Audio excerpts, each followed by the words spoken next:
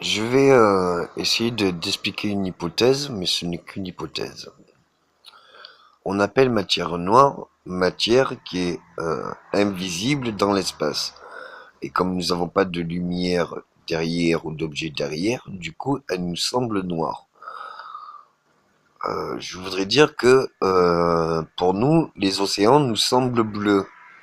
Mais pourtant, une goutte, même de mer, nous semblera pas bleue, mais translucide. À la question est-ce que nous sommes traversés par de la matière noire, nous pourrons dire que, par exemple, comparer ça à de l'air.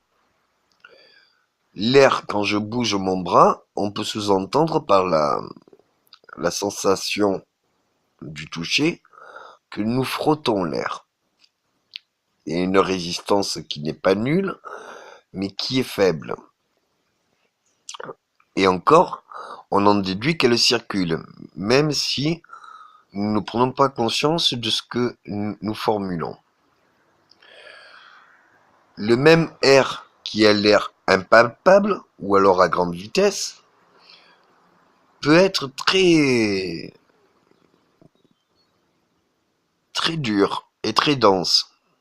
Dans le sens, si je prends une bouteille en plastique et que je monte dessus, si elle n'est pas bouchée, eh bien je vais écraser la bouteille. Mais si j'enferme l'air dans la bouteille par le bouchon, eh bien je vais pouvoir monter sur la bouteille en plastique.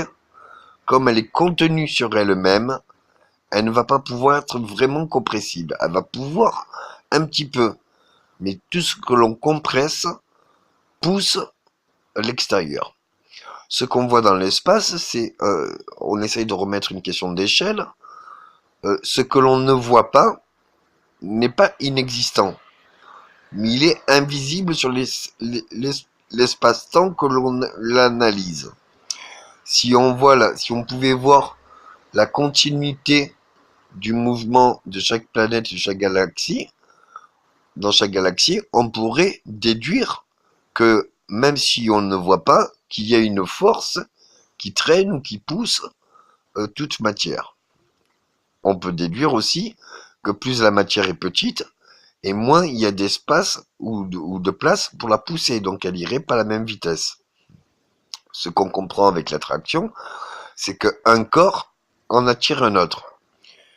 On peut le voir même dans la loi d'attraction, c'est une pensée qui en amène une autre.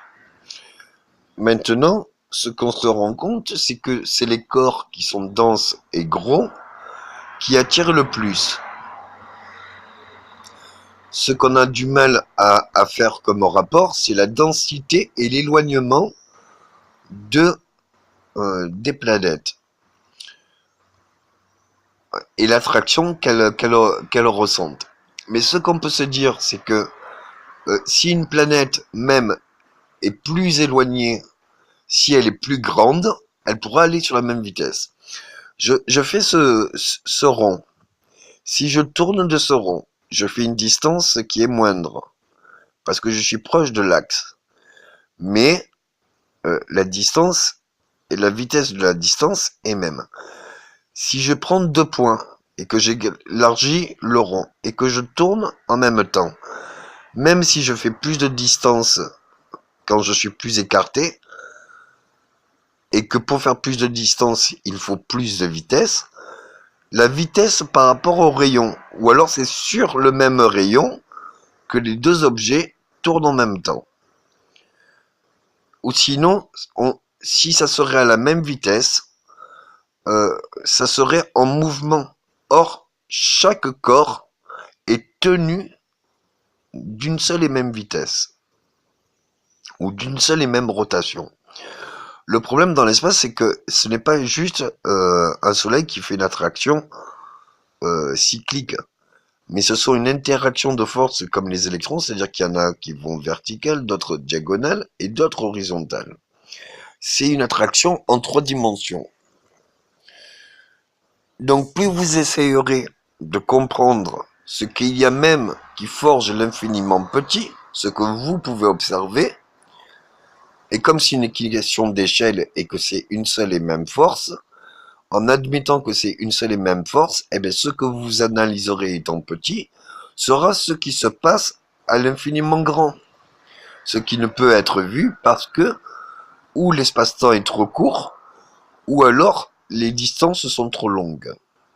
Mais ça vous donnera un aperçu.